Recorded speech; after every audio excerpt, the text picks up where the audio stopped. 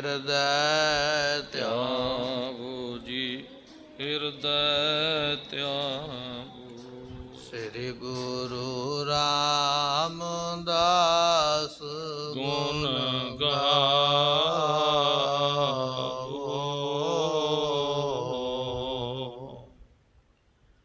ਸ੍ਰੀ Arjan begin ਕੇ Nasik begin ਕੇ ਨਾਸਕ।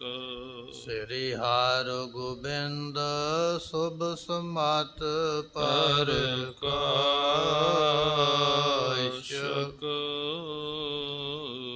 ਸ੍ਰੀ ਹਰਿ ਰਾਏ ਨਮੋ ਕਰ ਜੋਰੀ ਨਮੋ ਕਰ ਜੋਰੀ।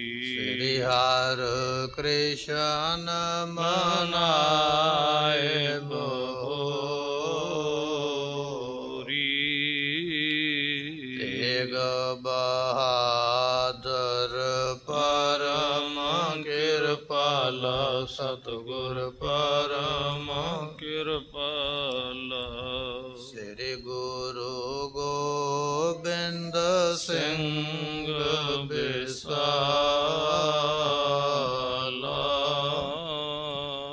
ਤਾਰੋਂ ਤਾਰਾ ਪਰ ਪੁਨ ਪੁਨ ਸੀਸਾ ਜੀ ਪੁਨ ਪੁਨ ਸੀਸਾ। ਬੰਦੋਂ ਬਾਰ ਬਾਰ ਜਗਦੀਸਾ।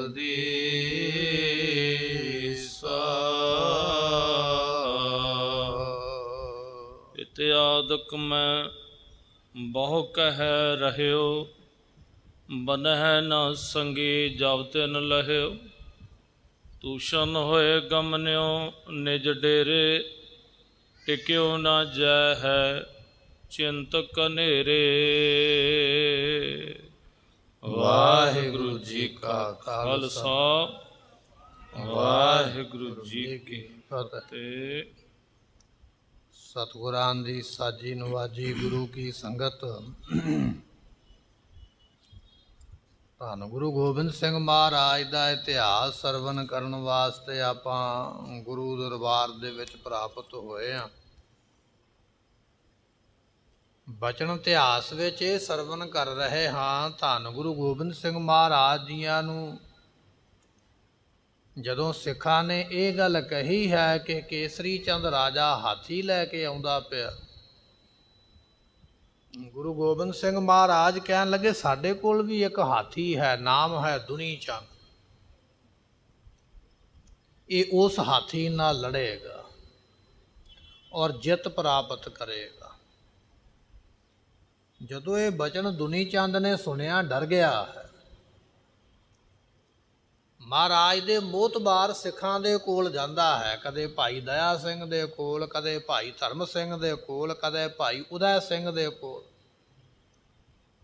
ਸਾਰਿਆਂ ਕੋਲ ਗਿਆ ਹੈ ਕਿ ਮਹਾਰਾਜ ਨੂੰ ਸਮਝਾਓ ਜੰਗ ਬੰਦ ਕਰ ਦਈਏ। ਜਦੋਂ ਕਿਸੇ ਪਾਸੇ ਗੱਲ ਨਹੀਂ ਬਣੀ ਫਿਰ ਬਾਬਾ ਗੁਰਬਖਸ਼ ਸਿੰਘ ਜੀ ਦੇ ਕੋਲ ਚਲਾ ਗਿਆ, ਜੋ ਬਾਬਾ ਬੁੱਢਾ ਸਾਹਿਬ ਦੀ ਕੁਲ ਵਿੱਚੋਂ ਨੇ। ਤੇ ਬਾਬਾ ਬੁੱਢਾ ਸਾਹਿਬ ਦੀ ਕੁਲ ਵਾਲਿਆਂ ਨੇ ਬਾਬਾ ਗੁਰਬਖਸ਼ ਸਿੰਘ ਨੇ ਸਮਝਾਇਆ, ਉਹ ਮਸੰਦਾ ਡਰਨਾ, ਗੁਰੂ ਨੂੰ ਆਮ ਵਿਅਕਤੀ ਨਾ ਸਮਝੋ, ਗੁਰੂ ਪਰਮੇਸ਼ਰ ਹੈ। ਜੋ ਸਤਿਗੁਰੂ ਚਾਹਣਗੇ ਉਹਨਾਂ ਨੇ ਕਰ ਦੇਣਾ ਹੈ, ਤੇਰਾ ਤੇ ਇੱਕ ਬਹਾਨਾ ਹੈ। ਸਮਝਾਇਆ ਤੇ ਬਹੁਤ ਹੈ ਪਰ ਇਹ ਮਸੰਦ ਸਮਝਿਆ ਨਹੀਂ ਹੈ। ਇਤਿਹਾਸ ਪ੍ਰਸੰਗ ਆਪਾਂ ਪਿੱਛੇ ਸਰਵਨ ਕਰ ਆਏ।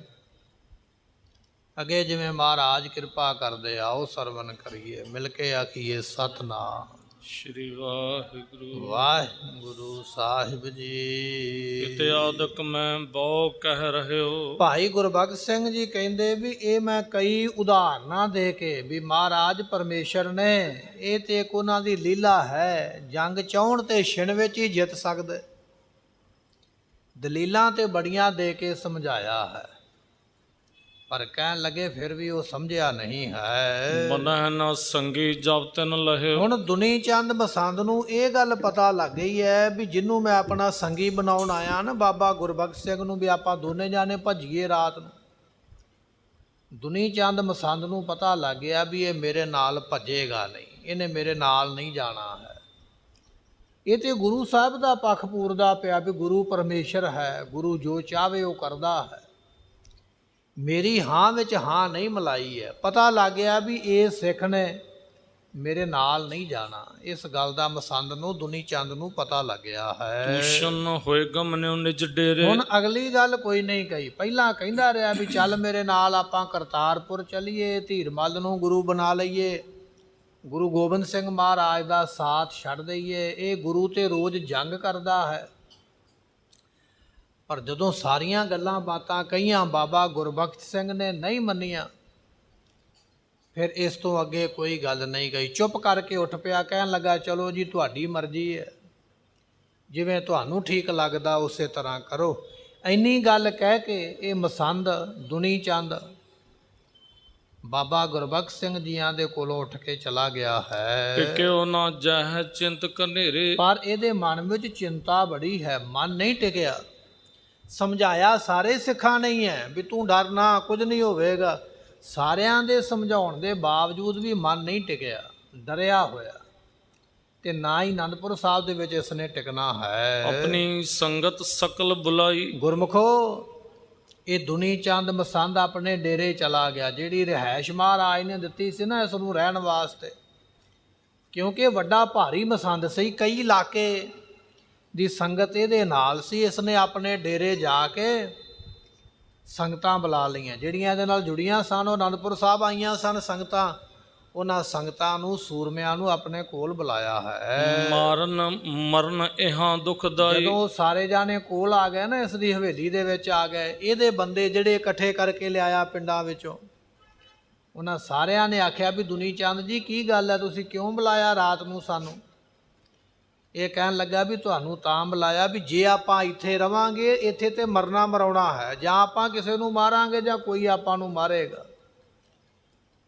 ਅਨੰਦਪੁਰ ਸਾਹਿਬ ਦੇ ਵਿੱਚ ਰਹਿਣਾ ਠੀਕ ਨਹੀਂ ਹੈ, ਇੱਥੇ ਤੇ ਮਰਨਾ ਮਰਾਉਣਾ ਬਣਿਆ ਹੈ। ਕਿਉਂ ਨਾ ਹੱਕ ਨਿਜ ਪ੍ਰਾਨ ਗਵਾਵੋ। ਮੈਂ ਸੋਚਦਾ ਹਾਂ ਵੀ ਕਿਉਂ ਆਪਣੀ ਜਾਨ ਗਵਾਉਣੀ ਹੈ। ਤੁਹਾਨੂੰ ਮੈਂ ਲੈ ਤੇ ਆਇਆ, ਤੁਹਾਡੇ ਘਰਾਂ ਦੇ ਵਿੱਚੋਂ ਵੀ ਆਓ, ਗੁਰੂ ਤੇ ਅੱਜ ਭੀੜ ਬਣੀ ਹੈ, ਮੁਸੀਬਤ ਬਣੀ ਹੈ, ਤੇ ਚੱਲੀਏ ਗੁਰੂ ਪਾਤਸ਼ਾਹ ਦੀ ਮਦਦ ਕਰੀਏ। ਪਰ ਜਦੋਂ ਮੈਂ ਇੱਥੋਂ ਦਾ ਮਾਹੌਲ ਵੇਖਿਆ, ਮੈਨੂੰ ਪਤਾ ਲੱਗ ਗਿਆ ਵੀ ਇਹ ਹੁਣ ਜਾਨ ਚਲੇ ਜਾਣੀ ਹੈ, ਤੇ ਫਿਰ ਕਿਉਂ ਆਪਾਂ ਆਪਣੀ ਜਾਨ ਗਵਾਈਏ। ਮੈਂ ਤੁਹਾਨੂੰ ਇਹ ਸਲਾਹ ਦਿੰਦਾ ਕਿ ਆਪਾਂ ਚਲੇ ਚੱਲੀਏ। ਹੋਤ ਪ੍ਰਾਤ ਕੇ ਸਭ ਬਿਨ ਸਭ। ਅਤੇ ਜਦੋਂ ਦਿਨ ਚੜ੍ਹੇਗਾ, ਅੱਜ ਅੱਧੀ ਰਾਤ ਲੰਘ ਗਈ ਹੈ, ਅੱਧੀ ਰਾਤ ਬਾਕੀ ਹੈ, 5-6 ਘੰਟਿਆਂ ਦੀ ਗੱਲ ਹੈ। ਦਿਨ ਚੜ੍ਹ ਜਾਣਾ, ਦਿਨ ਚੜ੍ਹਦਿਆਂ ਜੰਗ ਸ਼ੁਰੂ ਹੋ ਜਾਣਾ। ਜੇ ਕੱਲ ਨੂੰ ਸਵੇਰੇ ਜੰਗ ਸ਼ੁਰੂ ਹੋ ਗਿਆ, ਬਚਣਾ ਕਿਸੇ ਨੇ ਨਹੀਂ, ਨਾ ਮੈਂ ਬਚਾਂਗਾ ਨਾ ਤੁਸੀਂ ਬਚੋਗੇ। ਪਹਾੜੀ ਰਾਜਿਆਂ ਦੀ ਫੌਜ ਨੇ ਸਾਰਿਆਂ ਨੂੰ ਕਤਲ ਕਰ ਦੇਣਾ ਹੈ। ਇਸ ਕਰਕੇ ਮੈਂ ਤੁਹਾਨੂੰ ਤਾਂ ਬੁਲਾਇਆ ਹੈ। ਇਨਕੇ ਨਿਕਟ ਕਰੈ ਰਹਿ ਕਹਾਂ। ਆਪਾਂ ਹੁਣ ਗੁਰੂ ਦੇ ਕੋਲ ਰਹਿ ਕੇ ਕੀ ਕਰਨਾ? ਗੁਰੂ ਨੇ ਤੇ ਮਰ ਜਾਣਾ ਅੱਜ ਨਹੀਂ ਤੇ ਕੱਲ। ਜਾਂ ਗੁਰੂ ਸਾਹਿਬ ਅਨੰਦਪੁਰ ਸਾਹਿਬ ਛੱਡ ਕੇ ਭੱਜ ਜਾਣਗੇ, ਤੇ ਜਾਂ ਫਿਰ ਗੁਰੂ ਨੂੰ ਉਹਨਾਂ ਨੇ ਕੈਦ ਕਰ ਲੈਣਾ ਹੈ। ਹੁਣ ਗੁਰੂ ਪਾਤਸ਼ਾਹ ਦੇ ਕੋਲ ਰਹਿਣ ਦਾ ਫਾਇਦਾ ਨਹੀਂ ਹੈ। ਦਿਵਸ ਜਾਮਨੀ ਸੰਕਟ ਮਹਾ। ਕਿਉਂਕਿ ਇੱਥੇ ਤੇ ਰਾਤ ਨੇ ਦੁਖੀ ਹੈ ਨਾ, ਕੀ ਕਰਨਾ ਗੁਰੂ ਕੋਲ ਰਹਿ ਕੇ? ਗੁਰੂ ਦੇ ਕੋਲ ਰਾਤ ਨੂੰ ਵੀ ਦੁੱਖ ਹੈ, ਗੁਰੂ ਦੇ ਕੋਲ ਦਿਨੇ ਵੀ ਦੁੱਖ ਹੈ। ਵੈਸੇ ਤੇ ਗੁਰਬਾਣੀ ਦਾ ਬਚਨ ਆ ਵੀ ਸਤਿਗੁਰਾਂ ਦੇ ਕੋਲ ਸੁੱਖ ਮਿਲਦਾ, ਸਤਿਗੁਰੂ ਹੈਨ ਸੁੱਖਾਂ ਦੇ ਦਾਤੇ। ਪਰ ਇਹ ਮਸੰਦ ਦੀ ਮੱਤ ਮਾਰੀ ਹੈ, ਇਹ ਗੁਰੂ ਨੂੰ ਦੁੱਖ ਦਾ ਹੀ ਦੱਸਦਾ ਪਿਆ ਵੀ ਗੁਰੂ ਦਿਨੇ ਰਾਤ ਦੁੱਖ ਦਿੰਦਾ ਹੈ। ਜੀਵਤ ਚਲੋ ਆਪਨ ਘਰ ਮਾਹੀ। ਇਸ ਕਰਕੇ ਚਲੋ ਮੇਰੇ ਨਾਲ, ਆਪਾਂ ਸਾਰੇ ਜਾਣੇ ਰਾਤ ਨੂੰ ਭੱਜ ਚੱਲੀਏ। ਜਿਉਂਦੇ ਜਾਗਦੇ ਆਪੋ ਆਪਣੀਆਂ ਜਾਨਾਂ ਬਚਾ ਕੇ ਆਪਣੇ ਘਰ ਜਾਣਾ ਕਰੀਏ। ਇਹਾਂ ਪ੍ਰਾਨ ਕਿਉਂ ਹੂੰ ਬਚ ਨਾਹੀ। ਆਪਾਂ ਇੱਥੇ ਆਪਣੇ ਜਾਨ ਬਚਾ ਨਹੀਂ ਸਕਦੇ, ਭਾਵੇਂ ਆਪਾਂ ਪਹਾੜੀਆਂ ਦੀ ਫੌਜ ਅੱਗੇ ਹੱਥ ਵੀ ਜੋੜ ਦਈਏ, ਮਿੰਨਤਾਂ ਵੀ ਕਰ ਲਈਏ, ਤਾਂ ਵੀ ਆਪਣੀ ਜਾਨ ਇੱਥੇ ਬਚਣੀ ਨਹੀਂ ਹੈ। ਅਬ ਪਲਾਏ ਜੇ ਸਦਨ ਸਿਧਾਰੈ। ਜੇ ਹੁਣ ਦੌੜ ਕੇ ਆਪਾਂ ਆਪੋ ਆਪਣੇ ਘਰੇ ਪਹੁੰਚ ਜਾਣਾ ਕਰੀਏ, ਸੁਖ ਕੇ ਸੰਗ ਮਿਲੈ ਪਰਿਵਾਰ। ਤੇ ਆਪਾਂ ਆਪਣੇ ਪਰਿਵਾਰ ਨੂੰ ਮਿਲਾਂਗੇ, ਸਾਡਾ ਪਰਿਵਾਰ ਅੰਮ੍ਰਿਤਸਰ ਬੈਠਾ ਹੈ, ਕਿਸੇ ਦਾ ਕਿਸੇ ਪਿੰਡ ਵਿੱਚ ਬੈਠਾ ਹੈ। ਜੇ ਅੱਜ ਆਪਾਂ ਰਾਤ ਛਾਲ ਮਾਰ ਕੇ ਨਿਕਲ ਜਾਈਏ, ਆਪਾਂ ਆਪਣੇ ਪਰਿਵਾਰ ਨੂੰ ਵੀ ਮਿਲਾਂਗੇ, ਸੁੱਖਾਂ ਦੇ ਨਾਲ ਜ਼ਿੰਦਗੀ ਬਤੀਤ ਕਰਾਂਗੇ। ਸੋਢੀ ਅਪਰ ਗੁਰੂ ਕਰ ਲੈਂ, ਤੇ ਗੁਰੂ ਆਪਾਂ ਹੋਰ ਬਣਾ ਲਵਾਂਗੇ। ਜ਼ਰੂਰੀ ਤਾਂ ਨਹੀਂ ਵੀ ਗੁਰੂ ਗੋਬਿੰਦ ਸਿੰਘ ਹੀ ਹੋ ਸਕਦੇ ਨੇ, ਗੁਰੂ ਜਿਹਨੂੰ ਮਰਜ਼ੀ ਬਣਾ ਲਈਏ। ਧੰਨ ਗੁਰੂ ਰਾਮਦਾਸ ਮਹਾਰਾਜ ਦੀ ਕੁੱਲ ਹੈ ਸੋਢੀ, ਤੇ ਸੋਢੀਆਂ ਦੇ ਵਿੱਚੋਂ ਗੁਰੂ ਬੰਨਾ ਹੈ। ਜੇ ਗੁਰੂ ਗੋਬਿੰਦ ਸਿੰਘ ਸੋਢੀ ਨੇ ਤੇ ਇਹਨਾਂ ਤੋਂ ਬਿਨਾਂ ਹੋਰ ਵੀ ਤੇ ਕਈ ਸੋਢੀ ਨੇ ਨਾ। ਆਪਾਂ ਕੋਈ ਨਵਾਂ ਸੋਢੀ ਲੱਭ ਲਵਾਂਗੇ, ਉਹ ਸੋਢੀ ਨੂੰ ਗੁਰੂ ਬਣਾ ਲਵਾਂਗੇ, ਤੇ ਫਿਰ ਆਪਾਂ ਉਹਦੇ ਨਾਲ ਜੁੜ ਜਾਵਾਂਗੇ। ਰਾਮਦਾਸ ਕੀ ਕੁਲ ਕੋ ਪੈ ਹੈ, ਕਿਉਂਕਿ ਗੁਰੂ ਰਾਮਦਾਸ ਮਹਾਰਾਜ ਜੀਆਂ ਦੀ ਕੁੱਲ ਜਿਹੜੀ ਹੈ ਲੱਭ ਲਵਾਂਗੇ। ਗੁਰੂ ਰਾਮਦਾਸ ਮਹਾਰਾਜ ਜੀਆਂ ਦੀ ਕੁੱਲ ਵਿੱਚ ਨੇ ਧੰਨ ਗੁਰੂ ਅਰਜਨ ਦੇਵ ਪਾਤਸ਼ਾਹ। ਗੁਰੂ ਅਰਜਨ ਦੇਵ ਮਹਾਰਾਜ ਜੀਆਂ ਦੇ 3 ਭਰਾ ਨੇ, ਤੇ ਉਹ ਵੀ ਤੇ ਤਿੰਨੇ ਸੋਢੀ ਹੋਏ ਨੇ। ਉਹਨਾਂ ਵਿੱਚੋਂ ਕਿਸੇ ਨੂੰ ਗੁਰੂ ਬਣਾ ਲਵਾਂਗੇ, ਭਰਾਵਾਂ ਦੀ ਤੇ ਅੱਗੇ ਕੁੱਲ ਚੱਲਦੀ ਹੈ ਨਾ।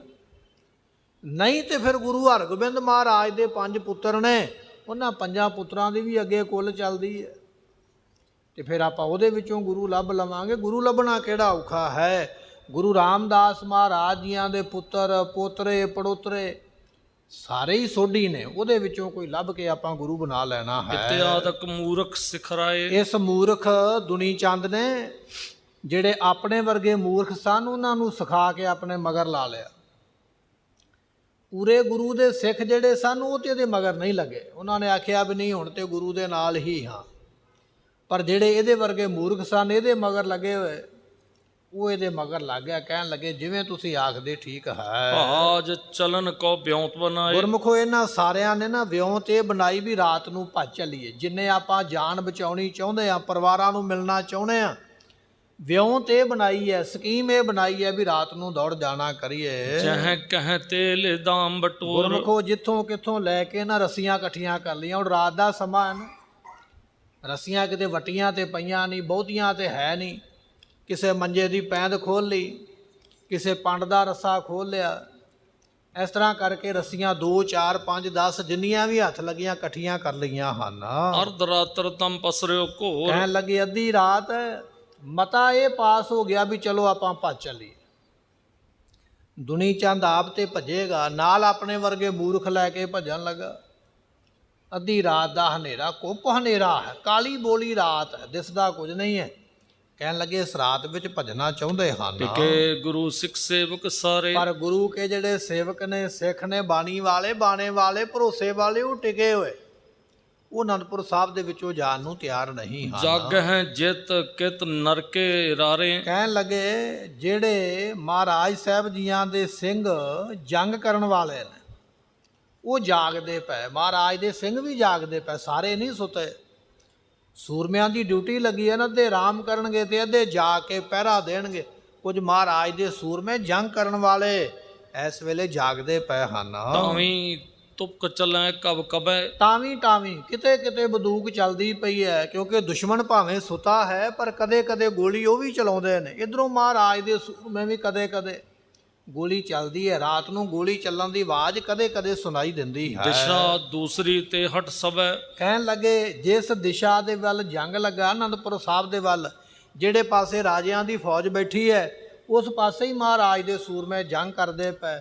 ਇਹਨਾਂ ਨੇ ਸਲਾਹ ਇਹ ਬਣਾਈ ਹੈ ਵੀ ਆਪਾਂ ਉਸ ਪਾਸੇ ਨਾ ਚੱਲੀਏ ਜਿੱਧਰ ਫੌਜ ਬੈਠੀ ਹੈ, ਦੂਸਰੇ ਪਾਸੇ ਤੋਂ ਆਪਾਂ ਜਾਣਾ ਕਰੀਏ। ਜਿਤ ਦਿਸ਼ ਜਾਣਿਓ ਨਰਨੈ ਰਹਿ, ਇਹਨਾਂ ਨੇ ਰਾਤ ਚੰਗੀ ਤਰ੍ਹਾਂ ਵੇਖਿਆ, ਇਸ ਪਾਸੇ ਖੜਕਾ ਹੋ ਰਿਹਾ, ਇਸ ਪਾਸੇ ਗੋਲੀ ਚੱਲਦੀ ਹੈ, ਇਸ ਪਾਸੇ ਬੰਦਿਆਂ ਦੀ ਆਵਾਜ਼ ਆਉਂਦੀ ਹੈ। ਮਤਲਬ ਇਹ ਹੈ ਵੀ ਫੌਜ ਇਸ ਪਾਸੇ ਹੈ। ਦੂਸਰੇ ਪਾਸੇ ਕੋਈ ਆਵਾਜ਼ ਨਹੀਂ ਆ ਰਹੀ, ਕੋਈ ਬੰਦੂਕ ਨਹੀਂ ਚੱਲ ਰਹੀ, ਤੇ ਨਾ ਹੀ ਕਿਸੇ ਦੀ ਕੋਈ ਆਵਾਜ਼ ਸੁਣਾਈ ਦਿੰਦੀ ਹੈ। ਪਤਾ ਲੱਗ ਗਿਆ ਵੀ ਇੱਧਰ ਕੋਈ ਨਹੀਂ ਹੈ। ਕਹਿਣ ਲੱਗੇ ਜਿਸ ਪਾਸੇ ਕੋਈ ਨਹੀਂ ਹੈ, ਚਲੋ ਆਪਾਂ ਉਧਰ ਨੂੰ ਚੱਲਣਾ ਕਰੀਏ। ਅਵਸਰ ਭਾਗਨ ਕੋ ਤਵਲ ਹੈ, ਗੁਰਮੁਖੋ ਇਹਨਾਂ ਨੇ ਚੰਗੀ ਤਰ੍ਹਾਂ ਮੌਕਾ ਲੱਭ ਲਿਆ ਭੱਜਣ ਦਾ। ਭੱਜਣਾ ਕਿਵੇਂ ਹੈ, ਕਿਹੜੇ ਪਾਸਿਓਂ ਉਤਰਾਂਗੇ, ਕਿਵੇਂ ਭੱਜਾਂਗੇ, ਪਤਾ ਨਾ ਲੱਗੇ। ਸਾਰੀ ਵਿਉਂਤ ਸਕੀਮ ਬਣਾ ਕੇ ਪੂਰਾ ਮੌਕੇ ਦਾ ਫਾਇਦਾ ਉਠਾਉਣ ਵਾਸਤੇ ਹੁਣ ਭੱਜਣ ਦਾ ਸਮਾਂ ਮਿਲ ਗਿਆ। ਦੁਆਰਾ ਕੋ ਨਿਕਸਿਓ ਨਾ ਜਾਈ, ਕਹਿਣ ਲੱਗੇ ਵੀ ਦਰਵਾਜ਼ੇ ਵਿੱਚੋਂ ਨਹੀਂ ਬਾਹਰ ਨਿਕਲਿਆ ਜਾਏਗਾ, ਪਹਿਲਾਂ ਦਰਵਾਜ਼ੇ ਨੂੰ ਹੋਏ। ਕੀ ਵੇਖਦੇ ਅੱਗੇ ਮਹਾਰਾਜ ਦੇ ਸੂਰਮੇ ਪਹਿਰਾ ਲਾ ਕੇ ਖਲੋਤੇ ਹੋਏ। ਇਹਨਾਂ ਨੇ ਸੋਚਿਆ ਵੀ ਨਹੀਂ ਦਰਵਾਜ਼ੇ ਨੂੰ ਨਹੀਂ ਜਾ ਸਕਦੇ, ਫੜੇ ਜਾਵਾਂਗੇ ਜੇ ਦਰਵਾਜ਼ੇ ਨੂੰ ਜਾਵਾਂਗੇ। ਗਹਿ ਸਿੰਘ ਇਤ ਉਤ ਸਮੁਦਾਈ। ਇਹ ਜਿਹੜੇ ਮਹਾਰਾਜ ਦੇ ਸਿੰਘ ਨੇ ਇਹਨਾਂ ਨੂੰ ਸਾਨੂੰ ਫੜ ਲੈਣਾ ਹੈ, ਜੇ ਆਪਾਂ ਦਰਵਾਜ਼ੇ ਵਿੱਚੋਂ ਦੀ ਬਾਹਰ ਨਿਕਲਾਂਗੇ ਫੜੇ ਜਾਵਾਂਗੇ। ਇਹ ਪੁੱਛਣਗੇ ਵੀ ਕਿੱਧਰ ਚੱਲੇ ਹੋ, ਸਵੇਰੇ ਮਹਾਰਾਜ ਦੇ ਪੇਸ਼ ਕਰਨਗੇ ਤੇ ਫਿਰ ਆਪਾਂ ਨਿਕਲ ਨਹੀਂ ਸਕਦੇ। ਹਾਂ, ਸ਼ੂਸ਼ ਮੋਰਚਾ ਕਰਿਓ ਪਹਾਰੀ। ਕਿਉਂਕਿ ਪਹਾੜੀਆਂ ਨੇ ਬਾਹਰੋਂ ਜਿਹੜੇ ਮੋਰਚੇ ਹਨ ਉਹ ਖਾਲੀ ਕਰ ਦਿੱਤੇ ਹਨ। ਅੰਤਰ ਜਹ ਮਝੈਲ ਥਿਰਕਾਰੀ। ਕਹਿਣ ਲੱਗੇ ਇੱਕ ਪਾਸੇ ਅੰਦਰ ਜਿੱਥੇ ਮਝੈਲ ਸਨ, ਮਾਝੇ ਦੇ ਸਿੰਘ ਇੱਕ ਪਾਸੇ ਬੈਠੇ ਹੋਏ ਜਿਸ ਪਾਸੇ ਜੰਗ ਕਰਦੇ ਹਨ। ਤਹ ਕੋ ਬਰਦ ਪਾਏ ਲਟਕਾਵਾ। ਕਹਿਣ ਲੱਗੇ ਉਥੋਂ ਇਹਨਾਂ ਨੇ ਵੇਖਿਆ ਵੀ ਇਸ ਪਾਸੇ ਰਾਜਿਆਂ ਦੀ ਫੌਜ ਨਹੀਂ ਹੈ, ਇਸ ਪਾਸੇ ਮਹਾਰਾਜ ਦੇ ਸੂਰਮੇ ਵੀ ਨਹੀਂ, ਇੱਧਰ ਹਨੇਰਾ ਹੈ, ਨਿਕਲਣਾ ਸੌਖਾ। ਮੌਕਾ ਵੇਖ ਕੇ ਗੁਰਮੁਖੋ ਉੱਥੋਂ ਵੱਡਾ ਰੱਸਾ, ਮੋਟਾ ਰੱਸਾ ਇਹਨਾਂ ਨੇ ਬਣਾਇਆ ਸੀ, ਮੋਟਾ ਰੱਸਾ ਕਿਲੇ ਤੋਂ ਥੱਲੇ ਉਤਾਰਿਆ ਹੈ। ਅਰਦਿਕ ਉਤਰ ਗਏ ਤਰ ਥਾਵਾ। ਤੇ ਕਹਿਣ ਲੱਗੇ ਵੀ ਉਸ ਵੇਲੇ ਸਾਰਿਆਂ ਨੂੰ ਆਖਿਆ ਵੀ ਫੜੋ ਭਾਈ ਆ ਰੱਸਾ, ਇੱਕ ਇੱਕ ਬੰਦਾ ਕਰਕੇ ਥੱਲੇ ਉਤਰਦੇ ਚੱਲੋ। ਬਚਨ ਮੰਨਿਆ, ਜਿੰਨੇ ਇਹਦੇ ਨਾਲ ਨਿਕਲਣ ਵਾਲੇ ਸਨ, ਮੰਨ ਲਓ 100 ਬੰਦਾ ਨਿਕਲਣ ਵਾਲਾ ਹੈ, 100 ਦੇ ਵਿੱਚੋਂ 50 ਬੰਦੇ ਰੱਸਾ ਫੜ ਕੇ ਥੱਲੇ ਉਤਰ ਗਏ ਵਾਰੀ ਵਾਰੀ। ਜਦੋਂ ਵੇਖਿਆ ਨਾ ਵੀ ਅੱਧੇ ਉਤਰ ਗਏ ਤੇ ਅੱਧੇ ਬਾਕੀ ਰਹਿ ਗਏ, ਫਿਰ ਕਹਿਣ ਲੱਗੇ ਉਸ ਵੇਲੇ ਦੁਨੀ ਚੰਦ ਜਿਸ ਤਨ ਬਹੁ ਪੀਨਾ। ਕਹਿਣ ਲੱਗੇ ਵਾਰੀ ਆ ਗਈ ਦੁਨੀ ਚੰਦ ਦੀ। ਦੁਨੀ ਚੰਦ ਨੇ ਸੋਚਿਆ ਵੀ ਅੱਧੇ ਉਤਰ ਗਏ ਨੇ, ਅੱਧੇ ਰਹਿ ਗਏ ਉੱਪਰ, ਜੇ ਸਾਰੇ ਹੀ ਉਤਰ ਗਏ ਇਹਨਾਂ ਨੇ ਭੱਜ ਜਾਣਾ, ਮੈਂ ਫਿਰ ਇੱਥੇ ਰਹਿ ਜਾਣਾ ਤੇ ਹਾਥੀ ਮੇਰੇ ਵਾਸਤੇ ਕੱਲ ਨੂੰ ਫਿਰ ਤਿਆਰ ਖਲੋਤਾ, ਮੈਂ ਨਾ ਕਿਤੇ ਰਹਿ ਜਾਵਾਂ। ਹੁਣ ਦੁਨੀ ਚੰਦ ਗਾਂਹ ਹੋਇਆ ਉਤਰਨ ਵਾਸਤੇ, ਪਰ ਕਹਿਣ ਲੱਗੇ ਇਹਦਾ ਸਰੀਰ ਬੜਾ ਭਾਰਾ ਹੈ, ਬੜਾ ਮੋਟਾ ਮਸੰਦ ਹੈ, ਤਗੜਾ ਸਰੀਰ ਹੈ, ਭਾਰੀ ਭਰਕਮ ਸਰੀਰ ਹੈ।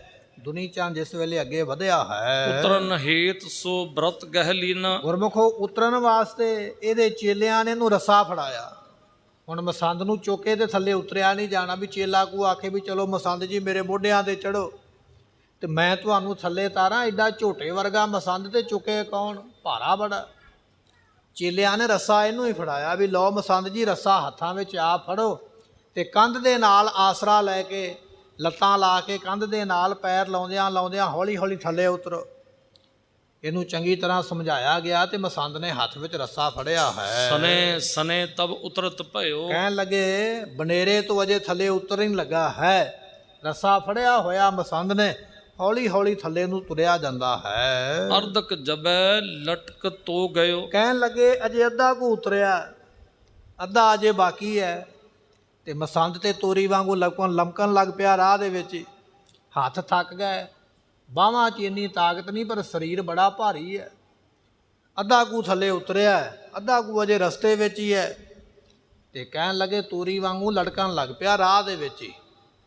ਉਸ ਵੇਲੇ ਹੁਣ ਹੰਭ ਗਿਆ, ਥੱਕ ਗਿਆ, ਬਾਹਾਂ ਵਿੱਚ ਉਹ ਜ਼ੋਰ ਨਹੀਂ ਰਹਿ ਗਿਆ, ਥੱਲੇ ਉਤਰਨ ਦਾ ਹੁਣ ਤਾਕਤ ਨਹੀਂ ਹੈ। ਮਹਾਭਾਰ ਨਹਿ ਦਾਮ ਸਹਾਰਾ। ਗੁਰਮੁਖੋ ਰੱਸਾ ਭਾਵੇਂ ਤਗੜਾ ਸੀ, ਕਈ ਬੰਦੇ ਉਤਰ ਵੀ ਗਏ, ਪਰ ਰੱਸੇ ਦੀ ਵੀ ਤੇ ਇੱਕ ਸੀਮਾ ਹੈ ਨਾ, ਇੱਕ ਉਹਦੇ ਵਿੱਚ ਵੀ ਬਲ ਹੈ ਨਾ, ਵੀ ਇੰਨਾ ਕੁ ਭਾਰ ਚੁੱਕਣਾ।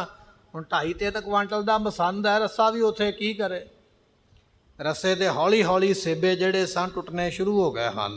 ਟੂਟ ਤੜਾਕ ਗਇਓ ਤਿਸ ਬਾਰਾ। ਪਰ ਕਹਿਣ ਲੱਗੇ ਜਦੋਂ ਮਸੰਦ ਪਹੁੰਚਾ ਅੱਧ-ਕੁ ਦੇ ਵਿੱਚ, ਅਜੇ ਥੱਲੇ ਨਹੀਂ ਉਤਰਿਆ, ਰੱਸਾ ਜਿਹੜਾ ਸੀ ਉਹ ਵਿਚਾਰਾ ਕਮਜ਼ੋਰ ਪੈ ਗਿਆ, ਮਸੰਦ ਭਾਰੀ ਪੈ ਗਿਆ।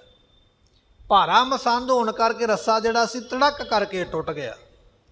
ਜਿਸ ਵੇਲੇ ਰੱਸਾ ਟੁੱਟਿਆ ਹੈ, ਉਨ ਕੁਛ ਗਹਿਓ ਕਇਓ ਨਹਿ ਕਰਤੇ। ਕਹਿਣ ਲੱਗੇ ਉਸ ਵੇਲੇ ਇਹ ਜਿਹੜਾ ਹੈ ਮਸੰਦ ਨੇ ਯਤਨ ਕੀਤਾ ਰੱਸਾ ਫੜਨ ਦਾ, ਪਰ ਰੱਸਾ ਹੀ ਟੁੱਟ ਗਿਆ ਤੇ ਫੜਨਾ ਕੀ ਹੈ, ਰੱਸਾ ਹੱਥੋਂ ਛੁੱਟ ਗਿਆ ਹੈ। ਗਿਰਿਓ ਤੁਰਤ ਬਹੁ ਰਹੇ ਸੰਭਰਤੇ। ਕਹਿਣ ਲੱਗੇ ਵੀ ਇਹ ਡਿੱਗ ਪਿਆ ਥੱਲੇ ਡਿੱਗਿਆ ਧੜਮ ਕਰਕੇ। ਥੱਲੇ ਚੇਲੇ ਖਲੋਤੇ ਸਨ, ਉਹਨਾਂ ਨੇ ਹੱਥ ਪੈਰ ਤੇ ਬਥੇਰੇ ਗਾਂਹ ਨੂੰ ਕੀਤੇ ਵੀ ਚਲੋ ਮਸੰਦ ਡਿੱਗਦੇ ਨੂੰ ਹੀ ਚੁੱਕ ਲਵਾਂਗੇ, ਪਰ ਮਸੰਦ ਹੈ ਭਾਰੀ, ਚੁੱਕ ਕੌਣ ਸਕੇ। ਯਤਨ ਤੇ ਕੀਤਾ ਪਰ ਨਹੀਂ, ਸਹਾਰਾ ਕੋਈ ਨਹੀਂ ਦੇ ਸਕਿਆ। ਮਸੰਦ ਹੱਥਾਂ ਵਿੱਚੋਂ ਫਿਸਲਦਾ ਗਿਆ ਤੇ ਥੱਲੇ ਜਾ ਕੇ ਧਰਤੀ ਤੇ ਵੱਜਾ ਹੈ। ਏਕ ਜਾਂਗ ਕੇ ਭਾਰ ਗਿਰਿਓ ਤਬ। ਗੁਰਮੁਖੋ ਭਾਰ ਜ਼ਿਆਦਾ, ਰੱਸਾ ਟੁੱਟਿਆ। ਚੇਲਿਆਂ ਨੇ ਫੜਨ ਤਾਂ ਯਤਨ ਤਾਂ ਕੀਤਾ ਹੈ ਪਰ ਫੜ ਨਹੀਂ ਸਕੇ। ਲੱਤ ਦੇ ਭਾਰ ਥੱਲੇ ਡਿੱਗਾ ਤੇ ਡਿੱਗਦਿਆਂ ਨਾਲ ਹੀ ਲੱਤ ਟੁੱਟ ਗਈ ਹੈ। ਬੇਮੁਖ ਹੋਏ ਰਾਮ ਤੇ ਲੱਗਣ ਜਨਮ ਵਿਜੋ। ਰੱਬ ਤੋਂ ਬੇਮੁਖ ਹੋ ਜਾਈਏ, ਕੋਈ ਨਾ ਕੋਈ ਬਹਾਨਾ ਬਣ ਜਾਂਦਾ ਬਹਾਨਾ ਬਣਿਆ, ਬਾਕੀ ਸਾਬ ਤੇ ਉਤਰ ਗਿਆ, ਇਹ ਕਿਉਂ ਨਹੀਂ ਉਤਰਿਆ? ਬੇਮੁਖ ਹੋਇਆ। ਇਹਨੇ ਮਹਾਰਾਜ ਨੂੰ ਮਾੜਾ ਬੋਲਿਆ ਸੀ ਕਿ ਇਹ ਗੁਰੂ ਰੋਜ਼ ਝਗੜਾ ਕਰਦਾ ਹੈ, ਇਹ ਗੁਰੂ ਤੇ ਹੈ ਹੀ ਝਗੜਾ ਕਰਨ ਵਾਲਾ, ਇਹ ਗੁਰੂ ਹੈ ਹੀ ਨਹੀਂ, ਇਹ ਤੇ ਹੈ ਹੀ ਆਮ ਬੰਦਾ ਹੈ, ਮੈਂ ਇਹਨੂੰ ਗੁਰੂ ਨਹੀਂ ਮੰਨਦਾ, ਗੁਰੂ ਬਣਾਉਣ ਵਾਲਾ ਮੈਂ ਹਾਂ। ਐਸੀਆਂ ਗੱਲਾਂ ਇਹਨੇ ਕੀਤੀਆਂ। ਕਹਿਣ ਲੱਗੇ ਫਾਲੇ ਮਿਲਿਆ, ਡਿੱਗਿਆ ਧਰਤੀ ਤੇ ਧੜਮ ਕਰਦਾ ਤੇ ਲੱਤ ਟੁੱਟ ਗਈ ਹੈ।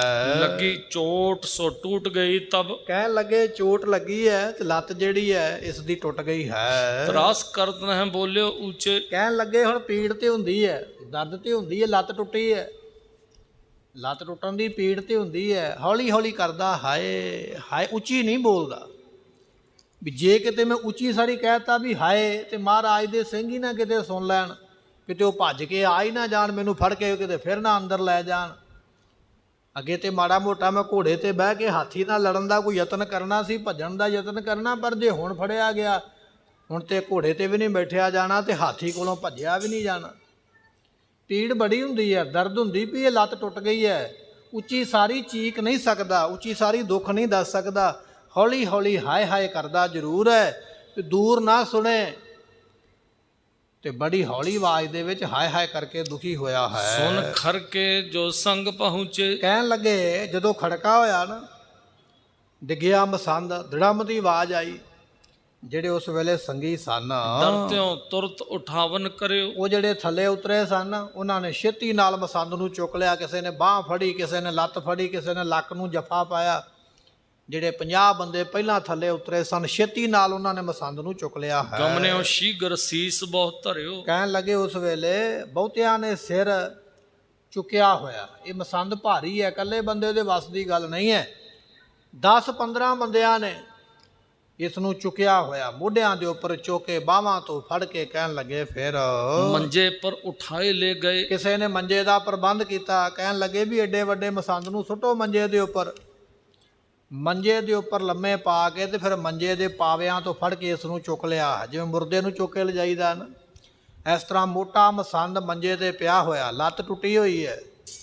ਤੇ ਕਹਿਣ ਲੱਗੇ ਮੰਜੇ ਨੂੰ ਉਸ ਵੇਲੇ ਚੁੱਕ ਲਿਆ ਹੈ। पिछले उतर मेल सब किए ਕਹਿਣ ਲੱਗੇ ਜਿਹੜੇ ਅਜੇ ਬਾਕੀ ਸਨ, 50 ਬੰਦੇ ਰਹਿੰਦੇ, ਉਹਨਾਂ ਵੱਲ ਟੁੱਟਿਆ ਹੋਇਆ ਰੱਸਾ ਫਿਰ ਤਾਂ ਨੂੰ ਸੁੱਟਿਆ, ਰੱਸੇ ਨੂੰ ਫਿਰ ਗੰਢ ਮਾਰੀ ਹੈ। ਗੰਢ ਪਾ ਕੇ ਜਿਹੜੇ ਬਾਕੀ ਰਹਿੰਦੇ ਸਨ ਉਹ ਵੀ ਆਸਰਾ ਲੈ ਕੇ ਹੌਲੀ ਹੌਲੀ ਥੱਲੇ ਉਤਰ ਗਏ श्री ਹਨ। अमृतसर पंथ पधारे ਇਹ ਸਾਰੇ ਜਾਣੇ ਅੰਮ੍ਰਿਤਸਰ ਦੇ ਰਾਹ ਤੇ ਚੱਲ ਪਏ, ਕਿਉਂਕਿ ਅੰਮ੍ਰਿਤਸਰ ਤੋਂ ਆਏ ਸਨ। ਇਹ ਮਸੰਦ ਦੁਨੀ ਚੰਦ ਅੰਮ੍ਰਿਤਸਰ ਦੇ ਰਹਿਣ ਵਾਲਾ ਹੈ।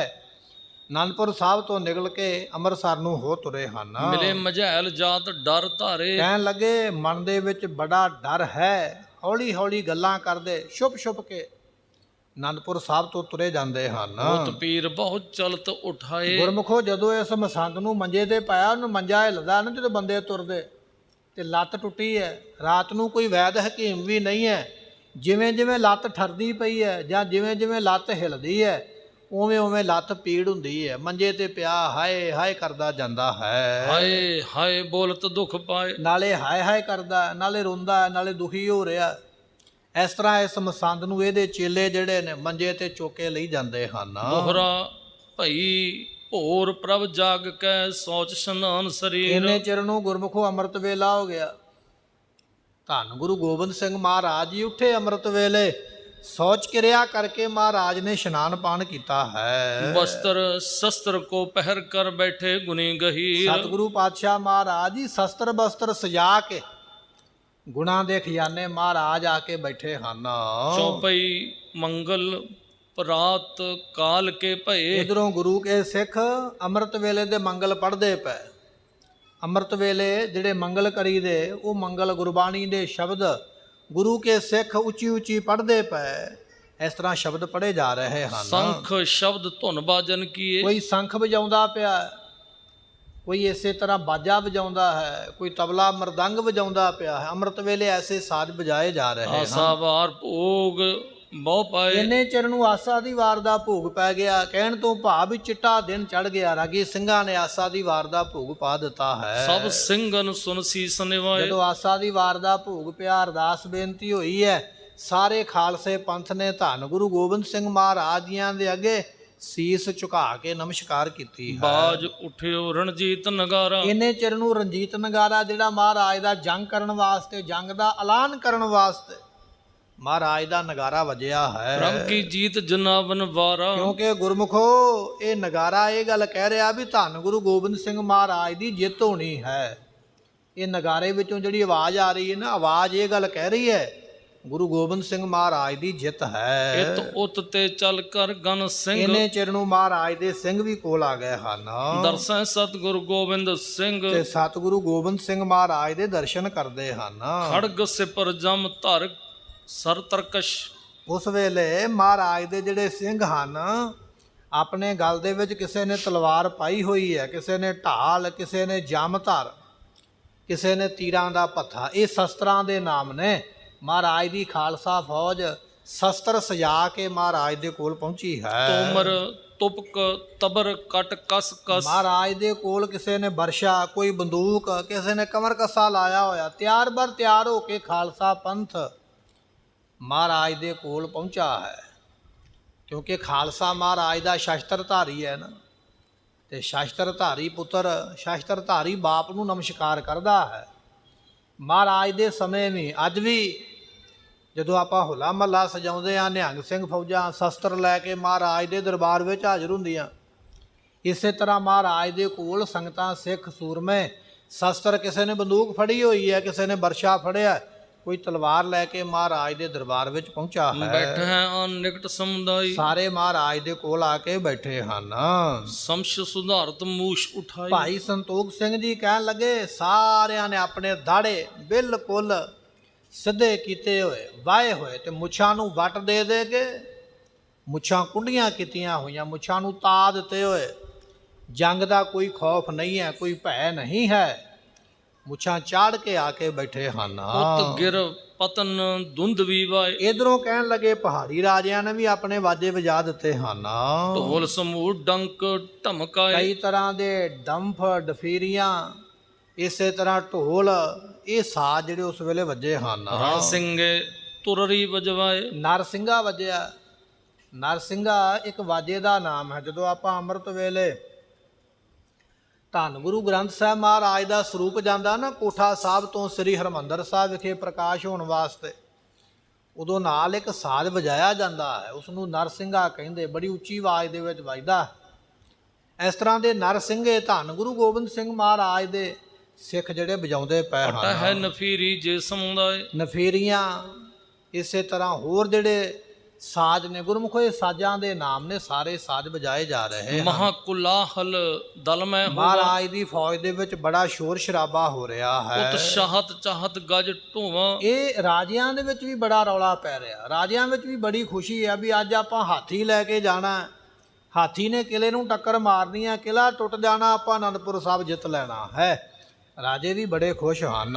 ਸਭ ਪਰ ਸਤਿਗੁਰ ਦ੍ਰਿਸ਼ਟ ਚਲਾਈ, ਹੁਣ ਮਹਾਰਾਜ ਦਾ ਖਾਲਸਾ ਬੈਠਾ ਦਰਬਾਰ ਵਿੱਚ ਆ ਕੇ, ਸਤਿਗੁਰੂ ਉੱਚੀ ਥਾਂ ਤੇ ਬੈਠੇ ਸਨ। ਧੰਨ ਗੁਰੂ ਗੋਬਿੰਦ ਸਿੰਘ ਮਹਾਰਾਜ ਨੇ ਜਿੰਨੇ ਵੀ ਸਿੰਘ ਬੈਠੇ ਹੋਏ ਸਾਰਿਆਂ ਦੇ ਵੱਲ ਮਹਾਰਾਜ ਨੇ ਵੇਖਿਆ, ਕੱਲੇ ਕੱਲੇ ਦੇ ਵੱਲ ਆਪਣੀ ਨਿਗਾਹ ਕਰਕੇ ਮਹਾਰਾਜ ਨੇ ਵੇਖਿਆ ਹੈ। ਨਹਿ ਮਝੈਲ ਕੋ ਪਰਿਓ ਦਿਖਾਈ, ਪਰ ਜਦੋਂ ਮਹਾਰਾਜ ਨੇ ਵੇਖਿਆ ਨਾ ਸਾਰਿਆਂ ਦੇ ਵੱਲ, ਤੇ ਉਹ ਮੋਟਾ ਮਸੰਦ ਨਹੀਂ ਦਿਸਦਾ ਬੈਠਾ ਹੋਇਆ।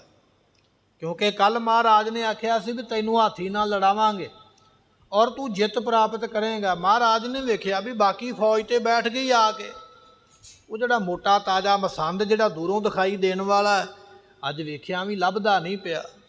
ਸਤਿਗੁਰੂ ਨੇ ਵੇਖਿਆ ਵੀ ਉਹ ਮਸੰਦ ਵਿੱਚ ਨਹੀਂ ਹੈ। ਮੱਟੂ ਸੇਵਾ ਸਿੰਘ ਜਿਆਦ, ਉਸ ਵੇਲੇ ਭਾਈ ਮੱਟੂ ਤੇ ਭਾਈ ਸੇਵਾ ਸਿੰਘ ਮਹਾਰਾਜ ਦੇ ਸਿੰਘਾਂ ਦੇ ਨਾਮ ਹਨ।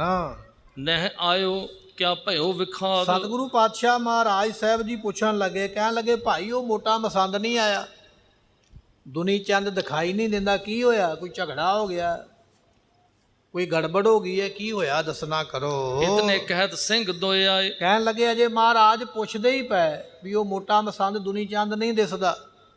ਉਹਦੇ ਨਾਲ ਦੇ ਕੁਝ ਬੰਦੇ ਆਏ ਸਨ, ਉਹ ਵੀ ਨਹੀਂ ਦਿਸਦੇ, ਅਜੇ ਪੁੱਛਦੇ ਪਏ।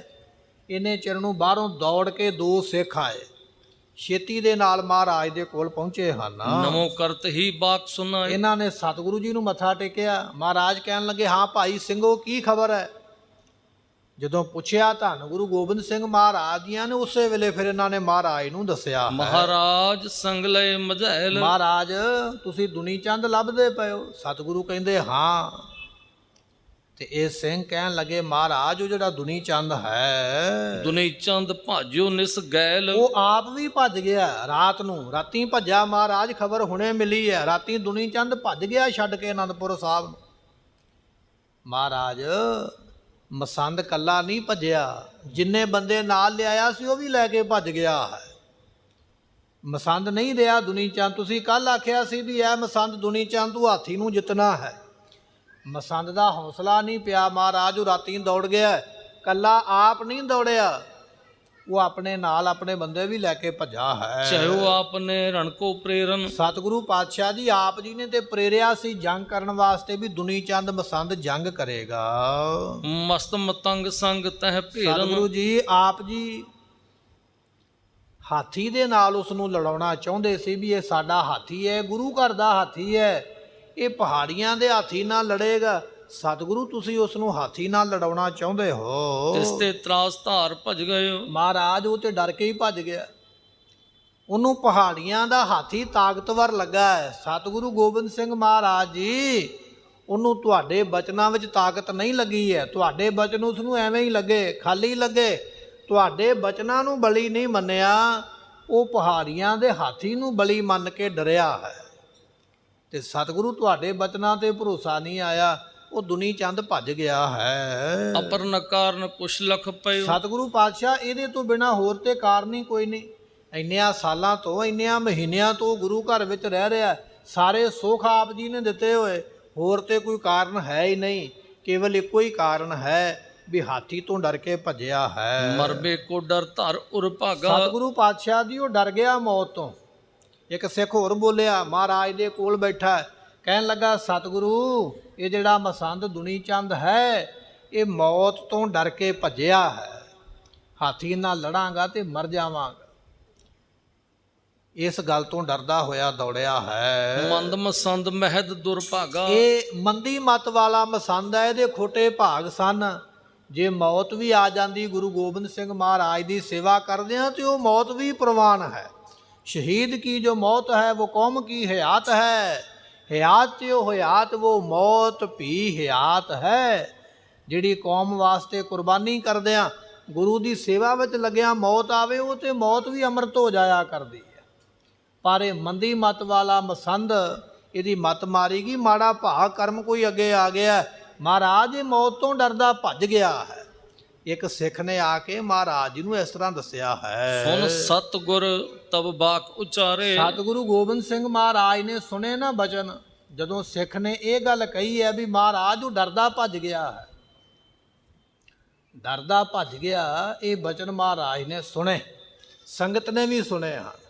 ਗੁਰਮੁਖੋ ਬੇਨਤੀ ਹੈ ਆਪਣੇ ਧਿਆਨ ਨੂੰ ਟਿਕਾਈਏ, ਇੱਕ ਵਾਰੀ ਆਖੀਏ ਸਤਿਨਾਮ ਸ਼੍ਰੀ ਵਾਹਿਗੁਰੂ। ਵਾਹਿਗੁਰੂ। ਆਪਣਾ ਧਿਆਨ ਟਿਕਾਈਏ, ਇੱਧਰ ਉੱਧਰ ਨਾ ਧਿਆਨ ਲੈ ਕੇ ਚੱਲੀਏ। ਸੋ ਮਹਾਰਾਜ ਜੀਆਂ ਦੇ ਕੋਲ ਆਖਿਆ ਆ ਕੇ ਸਿੱਖਾਂ ਨੇ, ਮਹਾਰਾਜ ਉਹ ਮੌਤ ਤੋਂ ਡਰਦਾ ਦੌੜਿਆ ਹੈ। ਜਦੋਂ ਇਹ ਬਚਨ ਸੁਣੇ ਤੇ ਸਤਿਗੁਰੂ ਗੋਬਿੰਦ ਸਿੰਘ ਮਹਾਰਾਜ ਜੀ ਕਹਿਣ ਲੱਗੇ ਹਨ, ਆਗਿਓ ਮੂੜ ਕਾਲ ਡਰ ਧਾਰੇ। ਸਤਿਗੁਰੂ ਪਾਤਸ਼ਾਹ ਕਹਿਣ ਲੱਗੇ ਇਹ ਮੂਰਖ ਬੰਦਾ ਮੌਤ ਤੋਂ ਡਰਦਾ ਭੱਜਿਆ ਹੈ, ਇਹ ਮੂਰਖ ਬੰਦਾ ਮੌਤ ਤੋਂ ਡਰਦਾ ਭੱਜਿਆ ਹੈ, ਇਹਨੂੰ ਕਾਲ ਨੇ ਪ੍ਰੇਰਿਆ ਹੈ, ਇਹ ਕਾਲ ਦਾ ਪ੍ਰੇਰਿਆ ਹੋਇਆ, ਮੌਤ ਦਾ ਪ੍ਰੇਰਿਆ ਹੋਇਆ ਦੌੜਿਆ ਹੈ। ਤਹ ਭੀ ਤਿਸ ਕੋ ਕਾਲ ਅਗਾਰੀ। ਸਤਿਗੁਰੂ ਪਾਤਸ਼ਾਹ ਕਹਿਣ ਲੱਗੇ ਅੱਗੇ ਮੌਤ ਇਸ ਦੀ ਖਲੋਤੀ ਹੈ, ਇੱਥੋਂ ਮੌਤ ਤੋਂ ਡਰਦਾ ਭੱਜਿਆ, ਇੱਥੇ ਅਸੀਂ ਬਚਾ ਲੈਣਾ ਸੀ, ਇਹਨੂੰ ਮਰਨ ਨਹੀਂ ਸੀ ਦੇਣਾ। ਪਰ ਜਿਸ ਮੌਤ ਤੋਂ ਡਰਦਾ ਭੱਜਿਆ ਹੈ ਉਹ ਮੌਤ ਮੂੰਹ ਖੋਲ ਕੇ ਇਹਦੇ ਅੱਗੇ ਬੈਠੀ ਹੋਈ ਹੈ, ਜਾ ਕੇ ਇਹਨੇ ਮੌਤ ਦੇ ਮੂੰਹ ਵਿੱਚ ਹੀ ਪੈਣਾ ਹੈ। ਸਿੱਖ ਨੇ ਆਖਿਆ ਸੀ ਨਾ ਮਹਾਰਾਜ ਇਹ ਮਸੰਦ ਮੌਤ ਤੋਂ ਡਰਦਾ ਭੱਜਿਆ, ਤੇ ਸਤਿਗੁਰੂ ਉਹ ਬਚਨ ਕਰਦੇ ਪਏ, ਕਹਿਣ ਲੱਗੇ ਜੇ ਮੌਤ ਤੋਂ ਡਰਦਾ ਭੱਜਿਆ ਉਹੀ ਮੌਤ ਇਸ ਨੂੰ ਪ੍ਰਾਪਤ ਹੋਵੇਗੀ, ਮੌਤ ਇਹਦਾ ਇੰਤਜ਼ਾਰ ਕਰਦੀ ਪਈ ਹੈ, ਮੂੰਹ ਖੋਲ ਕੇ ਬੈਠੀ ਹੈ, ਜਿੱਥੇ ਜਾਵੇਗਾ ਇਹ ਉੱਥੇ ਹੀ ਮੌਤ ਨੂੰ ਪ੍ਰਾਪਤ ਹੋਣਾ ਹੈ। ਮਾਰਹਿ ਕਹਾਂ ਜਾਹਿ ਡਰ ਧਾਰੀ। ਸਤਿਗੁਰੂ ਪਾਤਸ਼ਾਹ ਕਹਿਣ ਲੱਗੇ ਜਿੱਥੇ ਮੌਤ ਆਉਣੀ ਹੈ ਮਰਨਾ ਪੈਣਾ ਹੈ, ਡਰ ਕੇ ਕਿੱਥੇ ਭੱਜੇਗਾ।